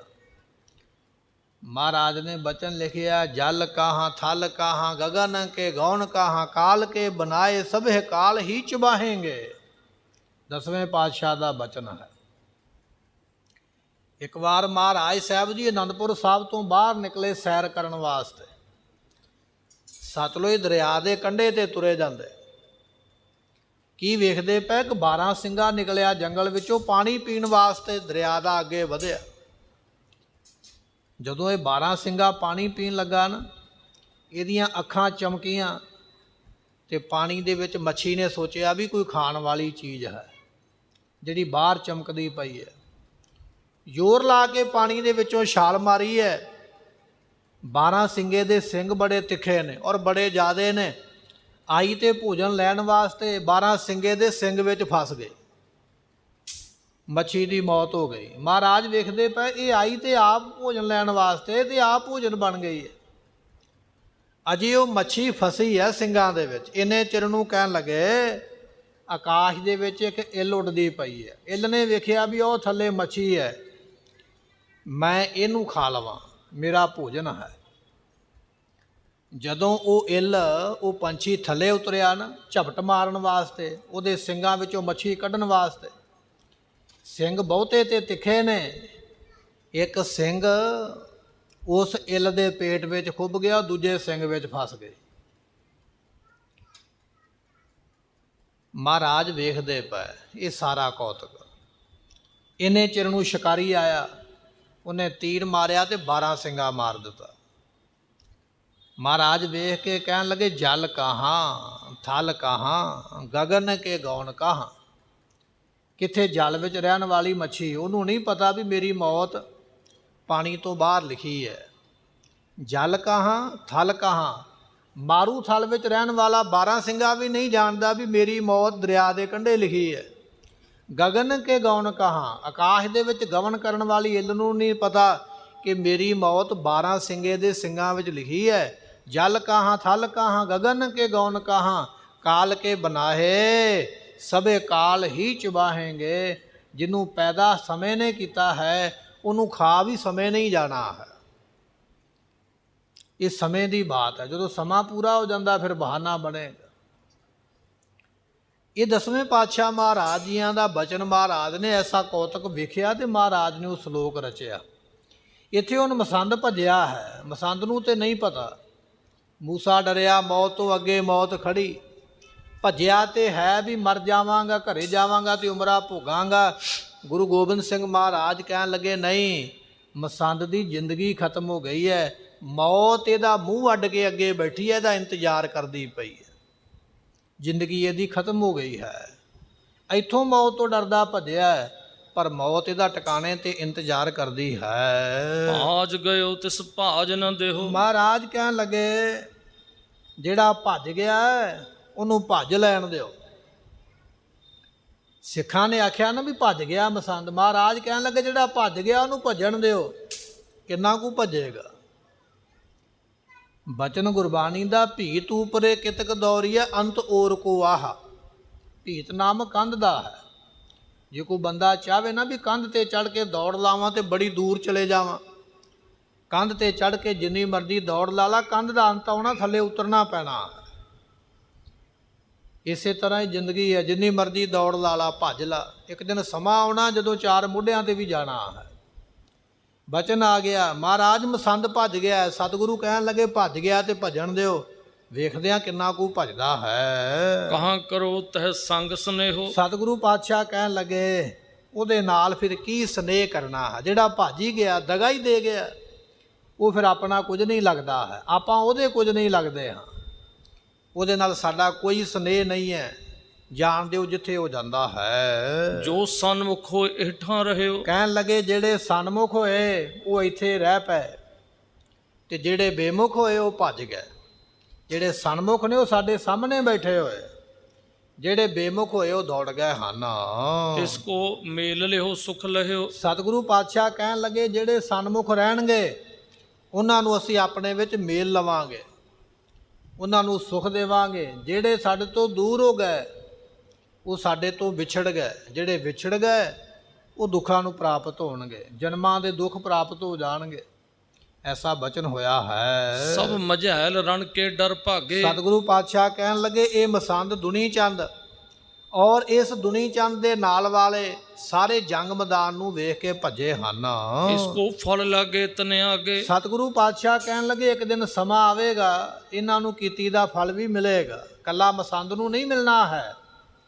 ਮਸੰਦ ਮੋਢੀ ਬਣ ਕੇ ਭੱਜਿਆ ਹੈ, ਮਸੰਦ ਨੂੰ ਛੇਤੀ ਫਲ ਮਿਲੇਗਾ, ਪਰ ਜਿਹੜੇ ਮਸੰਦ ਦੇ ਨਾਲ ਦੂਜੇ ਵੀ ਦੌੜੇ ਨੇ ਨਾ ਉਹਨਾਂ ਸਾਰਿਆਂ ਨੂੰ ਫਲ ਮਿਲਣਾ ਹੈ। ਨਿਸ ਦਿਨ ਜੰਗ ਕਰੇ ਤਿਨ ਪਰੇ। ਸਤਿਗੁਰੂ ਪਾਤਸ਼ਾਹ ਕਹਿਣ ਲੱਗੇ ਰਾਤ ਦਿਨੇ ਜਿਹੜੇ ਜੰਗ ਕੀਤੇ ਹਨ, ਰੁਟੀਆਂ ਹਾਥ ਆਏ ਜਬ ਲਰੇ। ਕਹਿਣ ਲੱਗੇ ਜਦੋਂ ਲੜਾਂਗੇ ਉਦੋਂ ਲੜੇ ਹਨ, ਜਦੋਂ ਲੜਨਗੇ ਤਾਂ ਹੀ ਰੋਟੀ ਹੱਥ ਆਵੇਗੀ। ਇਹ ਜੰਗ ਤੇ ਰਾਤ ਦਿਨ ਹੀ ਇਹਨਾਂ ਦੇ ਗਲ ਵਿੱਚ ਪਿਆ ਰਹਿਣਾ ਹੈ। ਬਚਨ ਹੋਇਆ ਮਹਾਰਾਜ ਦਾ ਜੰਗ ਤੋਂ ਡਰ ਕੇ ਭੱਜੇ, ਇਹ ਜੰਗ ਤੇ ਗਲ ਪਿਆ ਹੀ ਰਹਿਣਾ ਹੈ। ਰੋਟੀ ਉਦੋਂ ਨਸੀਬ ਹੋਵੇਗੀ ਜਿੱਦਣ ਜੰਗ ਦੇ ਵਿੱਚ ਮੁੜ ਕੇ ਆਉਣਗੇ। ਇਹ ਬਚਨ ਹੋ ਗਏ ਹਨ। ਗੁਰ ਘਰ ਤੇ ਜਿਸ ਦੁੱਖ ਕਰ ਗਏ। ਸਤਿਗੁਰੂ ਪਾਤਸ਼ਾਹ ਕਹਿਣ ਲੱਗੇ ਗੁਰੂ ਘਰ ਦੇ ਵਿੱਚੋਂ ਜਿਸ ਦੁੱਖ ਕਰਕੇ ਗਏ ਹਨ। ਦੁੱਖ ਕਾਹਦਾ? ਸਵੇਰੇ ਲੜਨਾ ਪਵੇਗਾ, ਸਵੇਰੇ ਮਰਨਾ ਪਵੇਗਾ। ਜਿਸ ਦੁੱਖ ਤੋਂ ਡਰਦੇ ਹੋਏ ਗੁਰੂ ਘਰ ਤੋਂ ਭੱਜੇ ਹਨ, ਸੋ ਦੁੱਖ ਤਿਨ ਕੇ ਨਿਤ ਗਰ ਪਏ। ਮਹਾਰਾਜ ਕਹਿਣ ਲੱਗੇ ਉਹ ਦੁੱਖ ਇਹਨਾਂ ਦੇ ਗਲ ਵਿੱਚ ਹੀ ਪੈ ਗਿਆ ਹੈ। ਇੱਥੋਂ ਭੱਜੇ ਨੇ ਵੀ ਮਰੀਏ ਨਾ ਤਾਂ ਭੱਜ ਕੇ ਇਸ ਦੁੱਖ ਤੋਂ ਭੱਜੇ ਨੇ, ਪਰ ਉਹ ਦੁੱਖ ਇਹਨਾਂ ਦੇ ਗਲ ਵਿੱਚ ਹੀ ਪੈ ਗਿਆ। ਅੱਜ ਨਹੀਂ ਤੇ ਕੱਲ ਇਹਨਾਂ ਨੂੰ ਲੜਾਈ ਵਾਸਤੇ ਮੁੜਨਾ ਹੀ ਪੈਣਾ ਹੈ। ਉਹ ਦੁੱਖ ਦਾ ਸਾਹਮਣਾ ਕਰਨਾ ਪੈਣਾ ਜਿਸ ਦੁੱਖ ਤੋਂ ਦੌੜੇ ਹਨ। ਯਹਾਂ ਧਰੈ ਜਿਸ ਕੇ ਸਿਰ ਹੱਥ। ਸਤਿਗੁਰੂ ਪਾਤਸ਼ਾਹ ਕਹਿਣ ਲੱਗੇ ਇੱਥੇ ਜਿਸ ਦੇ ਸਿਰ ਤੇ ਅਸੀਂ ਹੱਥ ਰੱਖਾਂਗੇ। ਧੰਨ ਗੁਰੂ ਗੋਬਿੰਦ ਸਿੰਘ ਮਹਾਰਾਜ ਦਾ ਬਚਨ। ਕਹਿਣ ਲੱਗੇ ਇੱਥੇ ਅਨੰਦਪੁਰ ਸਾਹਿਬ ਦੀ ਧਰਤੀ ਤੇ ਜਿਹਦੇ ਸਿਰ ਤੇ ਅਸੀਂ ਆਪਣਾ ਹੱਥ ਰੱਖ ਦੇਵਾਂਗੇ। ਹਾਥੀ ਕਹਾਂ ਲੜੈ ਜਮ ਸਾਥਾ। ਸਤਿਗੁਰੂ ਪਾਤਸ਼ਾਹ ਕਹਿਣ ਲੱਗੇ ਹਾਥੀ ਕੀ ਹੈ ਸਾਡੇ ਸਿੱਖ ਦੇ ਅੱਗੇ? ਜਿਹਦੇ ਸਿਰ ਤੇ ਅਸੀਂ ਹੱਥ ਰੱਖ ਦਈਏ ਸਾਡਾ ਸਿੱਖ ਤੇ ਧਰਮ ਰਾਜੇ ਦੇ ਨਾਲ ਮੱਥਾ ਲਾ ਲਵੇ। ਇੱਕ ਵਾਰੀ ਆਖੀਏ ਸਤਨਾਮ ਸ਼੍ਰੀ ਵਾਹਿਗੁਰੂ। ਇਹ ਹਾਥੀ ਕੀ ਹੈ? ਹਾਥੀ ਤੇ ਮੇਰੇ ਸਿੰਘਾਂ ਦੇ ਅੱਗੇ ਇੱਕ ਨਿੱਕੀ ਜੀ ਚੀਟੀ ਹੈ, ਇੱਕ ਕੀੜੀ ਹੈ। ਜਿਹਦੇ ਸਿਰ ਤੇ ਗੁਰੂ ਨਾਨਕ ਦੇਵ ਪਾਤਸ਼ਾਹ ਹੱਥ ਰੱਖ ਦੇਣ, ਹਾਥੀ ਤੇ ਕੀ ਉਹ ਤੇ ਜਮਾਂ ਦੇ ਰਾਜੇ ਧਰਮ ਰਾਜੇ ਦੇ ਨਾਲ ਵੀ ਮੱਥਾ ਲਾ ਲਵੇ, ਉਹਦੇ ਨਾਲ ਵੀ ਜੰਗ ਕਰ ਸਕਦਾ ਹੈ। ਸਿਰ ਉੱਪਰ ਠਾਡਾ ਗੁਰਸੂਰਾ ਨਾਨਕ ਤਾਕੇ ਕਾਰਜ ਪੂਰਾ। ਜਿਹਦੇ ਸਿਰ ਤੇ ਗੁਰੂ ਹੱਥ ਰੱਖ ਦੇਵੇ ਉਹਦਾ ਕਾਰਜ ਕਿਵੇਂ ਨਹੀਂ ਪੂਰਾ ਹੋਵੇਗਾ। ਇਹ ਮਸੰਦ ਡਰ ਗਿਆ ਹਾਥੀ ਦੇ ਕੋਲੋਂ। ਹਾਥੀ ਤੇ ਕੁਝ ਵੀ ਨਹੀਂ ਹੈ। ਅਸੀਂ ਸਿਰ ਤੇ ਐਸਾ ਹੱਥ ਰੱਖਣਾ ਸੀ, ਐਸੀਆਂ ਬਰਕਤਾਂ ਦੇਣੀਆਂ ਸਨ, ਐਸੀਆਂ ਬਖਸ਼ਿਸ਼ਾਂ ਹੋਣੀਆਂ ਸਨ। ਹਾਥੀ ਤੇ ਕੁਝ ਵੀ ਨਹੀਂ ਹੈ। ਗੁਰਮੁਖੋ ਮਸੰਦ ਨੇ ਸਿੱਖਿਆ ਨਹੀਂ ਲਈ ਹੈ। ਬਾਬਾ ਰਾਮ ਰਾਏ ਜੀ ਜਾਣ ਲੱਗੇ ਨਾ ਦਿੱਲੀ ਨੂੰ, ਕਹਿਣ ਲੱਗੇ ਸਤਿਗੁਰੂ ਪਿਤਾ ਜਾਵਾਂਗੇ ਜ਼ਰੂਰ, ਪਰ ਤਾਕਤ ਵਾਲਾ ਬਣਾਓ ਤਾਂ ਜਾਵਾਂਗੇ, ਤਾਕਤ ਤੋਂ ਬਿਨਾਂ ਨਹੀਂ ਜਾਵਾਂਗੇ। ਧੰਨ ਗੁਰੂ ਹਰਿ ਰਾਏ ਮਹਾਰਾਜ ਕਹਿਣ ਲੱਗੇ ਵੀ ਕੀ ਚਾਹੀਦਾ ਰਾਮ ਰਾਏ? ਤਾਕਤ ਕਿਹੜੀ ਚਾਹੀਦੀ ਹੈ? ਕਹਿਣ ਲੱਗੇ ਜਿੰਨੀਆਂ ਤਾਕਤਾਂ ਸਾਰੀਆਂ ਹੀ ਚਾਹੀਦੀਆਂ। ਜੋ ਮੈਂ ਕਰਨਾ ਚਾਹਾਂ ਮੇਰੇ ਮੁਖ ਵਿੱਚੋਂ ਬਚਨ ਮਗਰੋਂ ਨਿਕਲੇ ਪੂਰਾ ਪਹਿਲਾਂ ਹੋਵੇ, ਇਹ ਤਾਕਤ ਚਾਹੀਦੀ ਹੈ। ਤੇ ਗੁਰੂ ਹਰਿ ਰਾਏ ਪਾਤਸ਼ਾਹ ਕਹਿਣ ਲੱਗੇ ਚੱਲ ਠੀਕ ਹੈ, ਜਿਹੜਾ ਬਚਨ ਕਵੇਂਗਾ ਨਾ ਮੁਖੋਂ ਉਹ ਬਚਨ ਤੇਰਾ ਉਸੇ ਵੇਲੇ ਪੂਰਾ ਹੋਵੇਗਾ। ਗੁਰਮੁਖੋ ਰਾਮ ਰਾਏ ਜੀ ਦਿੱਲੀ ਚਲੇ ਗਏ। ਅਜੇ ਦਿੱਲੀ ਦੇ ਬਾਹਰ ਹੀ ਪਹੁੰਚੇ ਨੇ। ਬਾਦਸ਼ਾਹ ਔਰੰਗਜ਼ੇਬ ਨੇ ਦਾ ਖੇਡਣ ਵਾਸਤੇ ਵੀ ਵੇਖੀਏ ਸਹੀ ਵੀ ਕਰਾਮਾਤ ਹੈ ਕਿ ਨਹੀਂ ਹੈ, ਇੱਕ ਬੱਕਰਾ ਭੇਜਿਆ, ਦਾਵਤ ਭੇਜੀ ਵੀ ਆ ਬੱਕਰਾ ਖਾ ਲਓ ਜੀ, ਮੇਰੇ ਵੱਲੋਂ ਦਾਵਤ ਹੈ। ਬੱਕਰਾ ਬਣਾਇਆ ਗਿਆ। ਹੁਣ ਬਾਬਾ ਰਾਮ ਰਾਏ ਦੇ ਜਿਹੜੇ ਚੇਲੇ ਸਨ, ਸੇਵਕ ਨੌਕਰ ਚਾਕਰ, ਕੁਝ ਖਾਣ ਪੀਣ ਵਾਲੇ ਵੀ ਹੋਣਗੇ, ਉਹਨਾਂ ਨੇ ਮਿੰਟੋ ਮਿੰਟੀ ਤੜਕਾ ਲਾਇਆ ਤੇ ਬੱਕਰੇ ਹੁਣੀ ਤਿਆਰ ਹੋ ਗਏ ਪਤੀਲੇ ਵਿੱਚ। ਸਾਰਿਆਂ ਨੂੰ ਵੰਡ ਦਿੱਤਾ ਖਾਣ ਵਾਸਤੇ। ਬਾਬਾ ਰਾਮ ਰਾਏ ਜੀ ਕਹਿਣ ਲੱਗੇ ਇਹਦੀਆਂ ਹੱਡੀਆਂ ਤੇ ਇਹਦਾ ਉੱਪਰਲਾ ਚੰਮ ਰੱਖ ਲਿਓ ਸਾਂਭ ਕੇ, ਲੋੜ ਪੈ ਸਕਦੀ ਹੈ, ਬਾਕੀ ਖਾ ਲਓ। ਬੱਕਰੇ ਦੀ ਇੱਕ ਲੱਤ ਵੱਢ ਕੇ ਜਿਹੜਾ ਔਰੰਗਜ਼ੇਬ ਦਾ ਸ਼ਾਹੀ ਕਾਜੀ ਹੈ, ਇੱਕ ਉਹਦੇ ਘਰੇ ਭੇਜ ਦਿੱਤੀ ਲੱਤ, ਵੀ ਇਹ ਲੱਤ ਤੂੰ ਛਕ ਲਾ, ਤੂੰ ਖਾ ਲਾ, ਬਾਕੀ ਅਸੀਂ ਖਾ ਲਿਆ। ਗੁਰਮੁਖੋ ਜਦੋਂ ਔਰੰਗਜ਼ੇਬ ਦੇ ਸਿਪਾਹੀਆਂ ਨੇ ਵੇਖਿਆ ਨਾ ਵੀ ਬੱਕਰਾ ਖਾ ਲਿਆ, ਸਵੇਰੇ ਔਰੰਗਜ਼ੇਬ ਦਾ ਸੁਨੇਹਾ ਆ ਗਿਆ। ਕਹਿਣ ਲੱਗਾ ਉਹ ਗਲਤੀ ਨਾਲ ਹਨੇਰੇ ਵਿੱਚ ਬੱਕਰਾ ਗਲਤ ਦੇ ਬੈਠੇ ਆ, ਉਹ ਤੇ ਬੱਕਰਾ ਮੇਰੇ ਸ਼ਹਿਜ਼ਾਦੇ ਦਾ ਸੀ, ਬੱਕਰਾ ਮੇਰਾ ਵਾਪਸ ਕਰੋ। ਮੇਰੇ ਸਿਪਾਹੀਆਂ ਨੇ ਹਨੇਰੇ ਵਿੱਚ ਵੇਖਿਆ ਨਹੀਂ, ਮੈਂ ਤੁਹਾਨੂੰ ਨਵਾਂ ਬੱਕਰਾ ਦੇ ਦਿੰਦਾ, ਨਵਾਂ ਲੈ ਲਓ, ਮੇਰਾ ਰਾਤ ਵਾਲਾ ਵਾਪਸ ਕਰੋ। ਰਾਮ ਰਾਏ ਜੀ ਕਹਿੰਦੇ ਉਹ ਰਾਤ ਵਾਲਾ ਤੇ ਛਕਿਆ ਛਕਾਇਆ ਗਿਆ, ਉਹ ਤੇ ਪਤੀਲੇ ਵਿੱਚ ਵੀ ਨਹੀਂ ਰਹਿ ਗਿਆ। ਔਰੰਗਜ਼ੇਬ ਕਹਿਣ ਲੱਗਾ ਮੈਨੂੰ ਨਹੀਂ ਪਤਾ, ਮੇਰਾ ਤੇ ਬੱਚਾ ਰੋਂਦਾ ਹੈ, ਮੈਨੂੰ ਉਹ ਵਾਪਸ ਚਾਹੀਦਾ। ਜਦੋਂ ਇਹ ਬਚਨ ਕੀਤਾ ਬਾਬਾ ਰਾਮ ਰਾਏ ਜੀ ਕਹਿਣ ਲੱਗੇ ਸੇਵਕਾਂ ਨੂੰ, ਕਹਿੰਦੇ ਜਾਓ ਉਹਦੀ ਖੱਲ ਤੇ ਹੱਡੀਆਂ ਲੈ ਕੇ ਆਓ, ਬੱਕਰਾ ਤਿਆਰ ਕਰੀਏ। ਖੱਲ ਤੇ ਹੱਡੀਆਂ ਲੈ ਆਂਦੀਆਂ। ਬਾਬਾ ਰਾਮ ਰਾਏ ਜੀ ਕਹਿਣ ਲੱਗੇ ਜਿਵੇਂ ਦਾ ਪਹਿਲਾਂ ਸੀ ਉਵੇਂ ਦਾ ਹੀ ਬਣ ਕੇ ਤਿਆਰ ਹੋ ਜਾ। ਬੱਕਰਾ ਉਸੇ ਤਰ੍ਹਾਂ ਦਾ ਬਣ ਗਿਆ, ਇੱਕ ਲੱਤ ਘੱਟ ਹੈ, 3 ਲੱਤਾਂ ਵਾਲਾ ਬੱਕਰਾ ਬਣ ਗਿਆ। ਜਿਹੜੇ ਔਰੰਗਜ਼ੇਬ ਦੇ ਸਿਪਾਹੀ ਆਏ ਉਹਨਾਂ ਨੂੰ ਦੇ ਦਿੱਤਾ, ਕਹਿਣ ਲੱਗੇ ਜਾਓ ਆਪਣਾ ਬੱਕਰਾ ਔਰੰਗਜ਼ੇਬ ਨੂੰ ਦੇ ਦਿਓ। ਔਰੰਗਜ਼ੇਬ ਨੇ ਵੇਖਿਆ, ਕਹਿਣ ਲੱਗਾ ਬੱਕਰਾ ਤੇ ਮੇਰਾ ਹੀ ਹੈ, ਪਰ ਇਹਦੀ ਇੱਕ ਲੱਤ ਘੱਟ ਹੈ, ਮੈਂ ਤੇ 4 ਲੱਤਾਂ ਵਾਲਾ ਦਿੱਤਾ, ਤੁਸੀਂ 3 ਵਾਲਾ ਵਾਪਸ ਕੀਤਾ। ਬਾਬਾ ਰਾਮ ਰਾਏ ਜੀ ਕਹਿਣ ਲੱਗੇ ਇੱਕ ਲੱਤ ਤੇਰੇ ਕਾਜੀ ਨੇ ਖਾਧੀ ਹੈ, ਜਿੰਨਾ ਅਸੀਂ ਖਾਧਾ ਅਸੀਂ ਜੋੜ ਦਿੱਤਾ, ਜਿਹੜਾ ਕਾਜੀ ਨੇ ਖਾਧਾ ਉਹਨੂੰ ਕਹੋ ਵੀ ਚੌਥੀ ਲੱਤ ਇਹਦੀ ਜੋੜੇ। ਔਰੰਗਜ਼ੇਬ ਨੇ ਕਾਜੀ ਵੱਲ ਵੇਖਿਆ, ਕਾਜੀ ਨੇ ਨੀਵੀਂ ਪਾ ਲਈ। ਕਾਜੀ ਕੋਲ ਥੋੜ੍ਹੀ ਇੰਨੀ ਤਾਕਤ ਹੈ ਬੱਕਰੇ ਦੀ ਚੌਥੀ ਲੱਤ ਜੋੜ ਦੇਵੇ, ਉਹ ਵੀ ਖਾਧੀ ਹੋਏ। ਔਰੰਗਜ਼ੇਬ ਨੂੰ ਮੰਨਣਾ ਪੈ ਗਿਆ ਵੀ ਵਾਕਿਆ ਹੀ ਇਹ ਤਾਕਤ ਵਾਲੇ ਨੇ। ਇਹ ਕਰਾਮਾਤਾਂ ਬਾਬਾ ਰਾਮ ਰਾਏ ਨੇ ਵਿਖਾਈਆਂ ਔਰ ਇਹ ਸਾਰਿਆਂ ਨੂੰ ਪਤਾ ਵੀ ਹੈ, ਪਰ ਮਸੰਦ ਦੀ ਮੱਤ ਮਾਰੀ ਗਈ। ਮਸੰਦ ਨੂੰ ਯਕੀਨ ਨਹੀਂ ਆਇਆ ਜੇ ਗੁਰੂ ਹਰਿ ਰਾਏ ਮਹਾਰਾਜ ਜੀ ਕਿਰਪਾ ਕਰਕੇ ਬਾਬਾ ਰਾਮ ਰਾਏ ਨੂੰ ਇੰਨੀ ਤਾਕਤ ਦੇ ਸਕਦੇ ਕਿ ਉਹ ਮਰੇ ਹੋਏ ਬੱਕਰੇ ਨੂੰ, ਖਾਧੇ ਹੋਏ ਬੱਕਰੇ ਨੂੰ ਫਿਰ ਦੁਬਾਰਾ ਜਿਉਂਦਾ ਕਰ ਸਕਦਾ ਹੈ, ਕੀ ਗੁਰੂ ਗੋਬਿੰਦ ਸਿੰਘ ਮਹਾਰਾਜ ਜੀ ਥਾਪੜਾ ਦੇ ਕੇ ਦੁਨੀ ਚੰਦ ਨੂੰ ਹਾਥੀ ਨਾਲ ਨਹੀਂ ਸਨ ਲੜਵਾ ਸਕਦੇ? ਪਰ ਉਹਨੂੰ ਇਹ ਗੱਲ ਯਾਦ ਹੀ ਨਹੀਂ ਆਈ, ਮੱਤ ਮਾਰੀ ਗਈ, ਬੁੱਧੀ ਭ੍ਰਸ਼ਟ ਹੋ ਗਈ, ਬਚਨਾਂ ਤੇ ਭਰੋਸਾ ਨਹੀਂ ਆਇਆ, ਭੱਜ ਗਿਆ ਹੈ। ਗੁਰਮੁਖੋ ਭੱਜਿਆ ਤੇ ਹੈ, ਪਰ ਇਸ ਦੁਨੀ ਚੰਦ ਦੀ ਮੌਤ ਸਾਹਮਣੇ ਖਲੋਤੀ ਹੈ। ਕਿਵੇਂ ਮਰੇਗਾ ਇਹ ਦੁਨੀ ਚੰਦ? ਮਹਾਰਾਜ ਤੋਂ ਬੇਮੁਖ ਹੋਇਆ। ਸਤਿਗੁਰੂ ਪਾਤਸ਼ਾਹ ਜੀ ਅੱਗੇ ਫਿਰ ਕਿਹੜੇ ਸਿੰਘ ਨੂੰ ਤਿਆਰ ਕਰਨਗੇ ਹਾਥੀ ਨਾਲ ਲੜਨ ਵਾਸਤੇ? ਇਹ ਦੋਵੇਂ ਬਚਨ ਆਪਾਂ ਕੱਲ੍ਹ ਦੇ ਇਤਿਹਾਸ ਵਿੱਚ ਸਰਵਣ ਕਰਾਂਗੇ। ਸਮੇਂ ਦੀ ਸਮਾਪਤੀ, ਭੁੱਲਾਂ ਦੀ ਮੁਆਫੀ, ਲੇਖਾ ਕਥਾ ਹੈ ਨਾ ਛੂਟੀਆ, ਬਖਸ਼ਣਹਾਰ ਬਖਸ਼ ਲੈ। ਵਾਹਿਗੁਰੂ ਜੀ ਕਾ ਖਾਲਸਾ, ਵਾਹਿਗੁਰੂ।